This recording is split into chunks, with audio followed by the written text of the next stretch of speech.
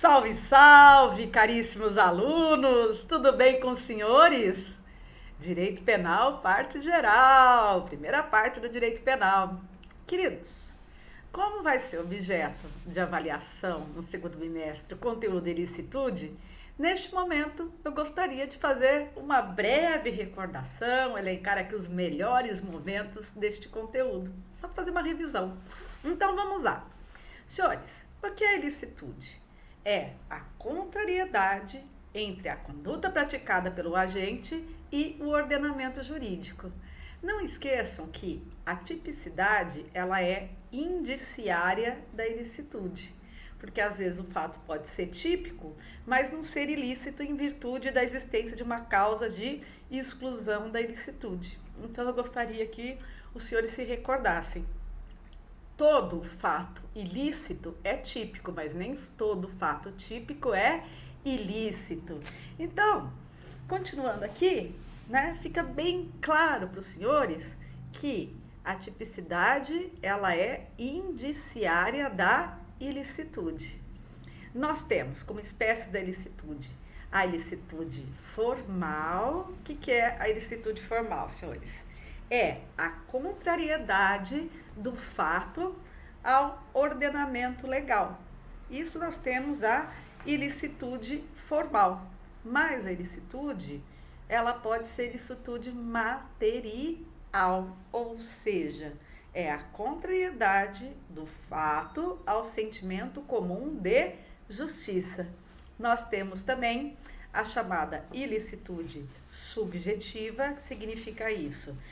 O fato só vai ser ilícito se o sujeito ativo tiver capacidade de avaliar o caráter criminoso daquilo que está praticando. Mas a ilicitude também ela pode ser objetiva, que consiste em considerar ilícita a conduta independente dessa capacidade de avaliação do caráter ilícito do fato por parte do sujeito ativo. Nós temos causas que excluem a ilicitude. As causas legais, como o próprio nome diz, elas estão elencadas em lei. Lá no Código Penal, nós temos no artigo 23, a lei de legítima defesa, o estado de necessidade, o estrito cumprimento de um dever legal e o exercício regular de um direito. Mas, em contrapartida, nós temos as causas supralegais de exclusão da ilicitude. Causas supralegais porque não estão elencadas em lei, como, por exemplo, o consentimento do ofendido. Nós temos causas elencadas também na parte especial do Código Penal, como, por exemplo, o aborto realizado para salvar a vida da gestante ou quando a gravidez for decorrente de estupro. Bom, mas continuando aqui, passando um pouquinho, vamos para as causas legais. No artigo 24, nós temos o chamado estado de necessidade. Reporto aos senhores a leitura do artigo 24, então, Código Penal na mão, façam a leitura do artigo 24, que aprofunda a questão do estado de necessidade. Mas vamos ver os requisitos. Vamos elencar os requisitos. Primeiro, ameaça a um direito próprio ou alheio. Nós temos também que essa ameaça, este mal, pode ser provocado no estado de necessidade, tanto por uma força da natureza, como por uma ação humana. Há também, como requisito do estado de necessidade, a existência de um perigo, e este perigo, aqui no caso, ele tem que ser atual e inevitável. Mas, caríssimos, há de existir também a inexigibilidade de sacrifício do bem ameaçado. E como nós vamos ponderar? Nós vamos ponderar através do princípio da proporcionalidade, do princípio da razoabilidade. Lembra daquele exemplo que nós demos quando fizemos a primeira exposição deste conteúdo? Que seria estado de necessidade aquela situação lá, o avião perdeu uma das suas turbinas e tem excesso de peso e para salvar a todos que estão dentro do avião, haverá necessidade de lançar toda a carga ao mar, mesmo que ela seja ao mar ou, né, se estiver sobrevoando o mar, né? Então, neste caso, você abrir mão de bens patrimoniais para salvar a vida das pessoas, existe estado de necessidade. Só que, em contrapartida, se você jogar os seres humanos do avião para salvar a carga preciosa que está a bordo, aí, gente, aí não tem razoabilidade que convença numa atitude dessa. Aí, neste caso, não estará reconhecido o estado de necessidade. A situação que gerou este perigo não pode ter sido provocada pelo agente, ou seja, quem provocou o perigo posteriormente não pode invocar o estado de necessidade para ter a sua ilicitude excluída. Não vai colar. Tranquilo até aqui? Também, como requisito, o sujeito ativo, ele não pode ter o dever legal de enfrentar o perigo, ou seja, inexistência do dever legal de enfrentar o perigo. Existem profissões, como todos sabemos, em que é da natureza da profissão enfrentar o perigo, como por exemplo um bombeiro, como por exemplo um policial, como por exemplo um salvar-vidas. E aquele que vai alegar o estado de necessidade, ele tem que ter consciência de que está diante dessa situação de fato justificante, ou seja, ele tem que ter plena ciência de que ele está numa situação de estado de necessidade. Se ele desconhecer, não temos ali o reconhecimento dessa causa de exclusão da ilicitude. Aí vem aquelas perguntinhas, né? Se o estado de necessidade pode ser reconhecido em crime culposo? Pode. A quem compete o ônus da prova dentro do estado de necessidade? O ônus da prova compete a quem alega o estado de necessidade. Pode ser reconhecido estado de necessidade em favor de terceiro. Estado de necessidade defensivo é quando o agente atua contra o causador do dano, mas nós temos o estado de necessidade agressivo. É quando o agente lesa um bem jurídico de uma pessoa que não provocou aquela situação de estado de necessidade. É possível estado de necessidade recíproco, né? Lembra da situação da tábua de salvação, o navio foi a pique, ficou restando ali apenas um pequeno pedaço de madeira para as pessoas se apoiarem, né? Para não morrer afogada, só que esse peso, esse pedaço de madeira não aguenta o peso dos dois, e uma pessoa afoga a outra para sobreviver. Então, é o estado de necessidade recíproco. Vamos supor que os dois lutaram pela vida. Aqueles dois náufragos lutaram pelo pedaço de madeira. Quando houver excesso de estado de necessidade, a pessoa vai ser responsabilizada pelo excesso. E ainda, queridos, temos a situação do estado de necessidade putativo, que é quando a pessoa se imagina numa situação de estado de necessidade, mas só imagina em virtude do erro em que ela está incidindo, porque não existe o estado de necessidade. Aí passamos para a legítima defesa, que está esculpida no artigo 25 do Código Penal. Remeto aos senhores à leitura do artigo 25, faça uma boa leitura deste dispositivo. Requisitos da legítima defesa: a agressão injusta.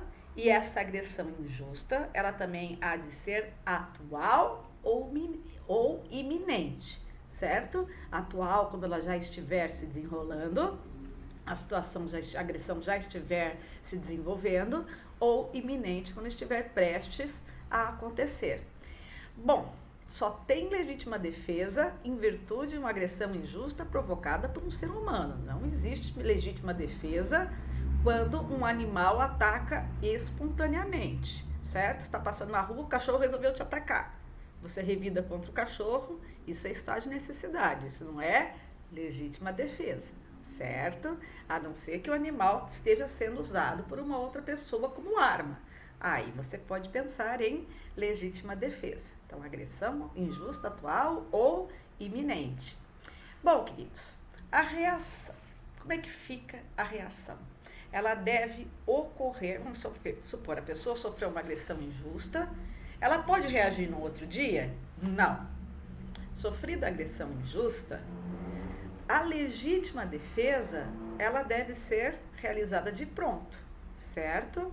Não existe legítima defesa, em regra, quando a agressão se findou. Você foi agredida hoje, você foi para casa, pensou, aí amanhã, depois de amanhã, você encontra o seu agressor e vai lá, bate no coitado. Gente, aí não tem legítima defesa. Por quê? Porque a agressão já tinha terminado.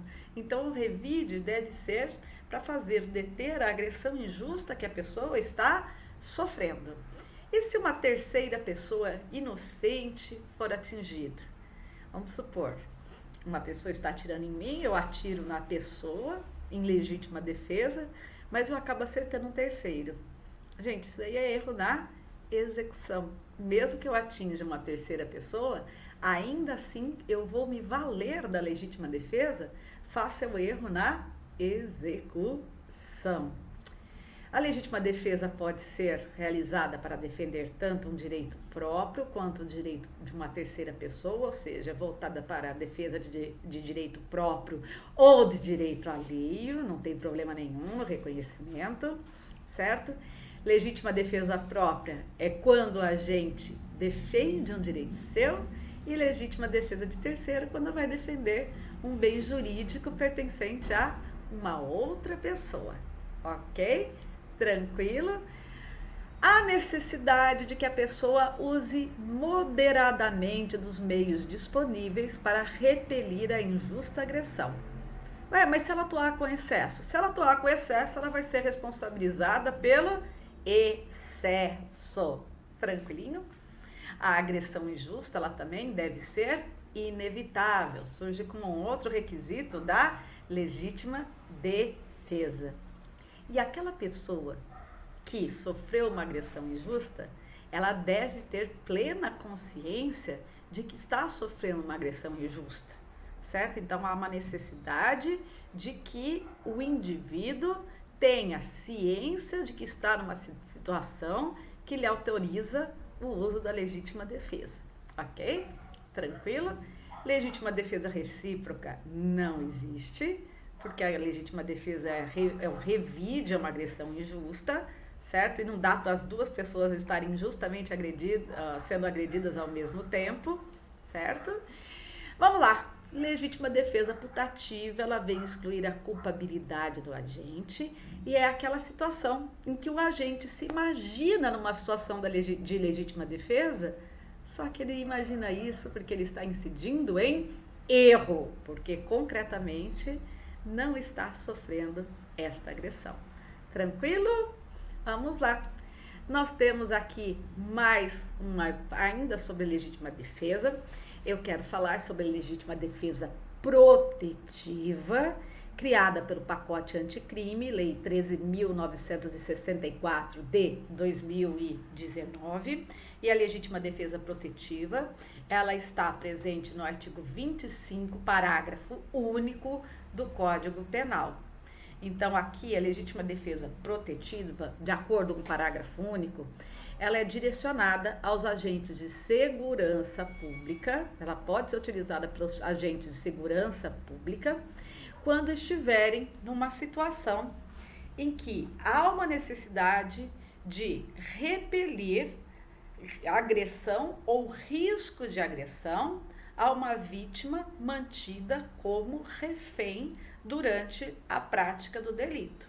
Essa vem sendo nominada pela doutrina de legítima defesa protetiva.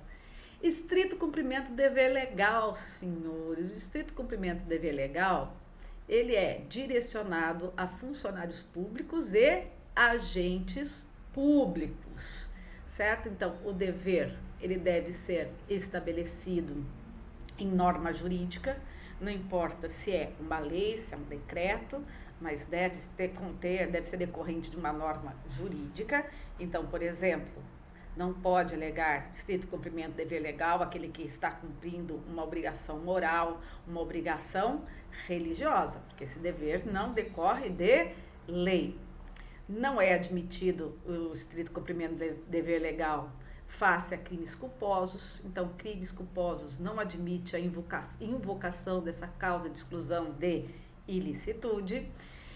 Há uma necessidade de que o agente tenha ciência que está atuando em estrito cumprimento do dever legal, certo?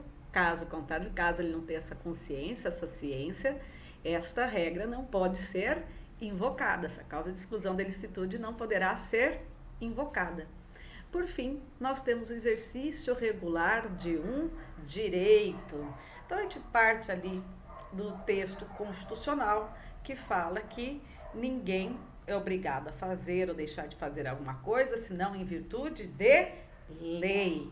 Então, se a lei autoriza, né, se nós temos uma norma jurídica autorizando um determinado comportamento, a pessoa não pode ser punida por estar cumprindo o que está presente dentro de uma norma jurídica. Então, vamos supor, pegar uns exemplos. Há exercício regular de um direito quando um particular prende uma pessoa em flagrante delito, certo? É uma hipótese em que a lei autoriza a privação de liberdade de locomoção de uma pessoa por outra. Ok, mas vamos lá. E se o indivíduo se exceder no exercício regular de um direito? Aí, como ocorre em toda causa de exclusão de ilicitude, ele vai ser responsabilizado pelo excesso. Certo, senhores? Então, revisamos ainda de uma forma muito rápida o nosso conteúdo, mas eu peço que os senhores revejam o vídeo anterior, peguem doutrina, peguem o nosso resumo e estudem. Um grande abraço, se cuidem e até a próxima!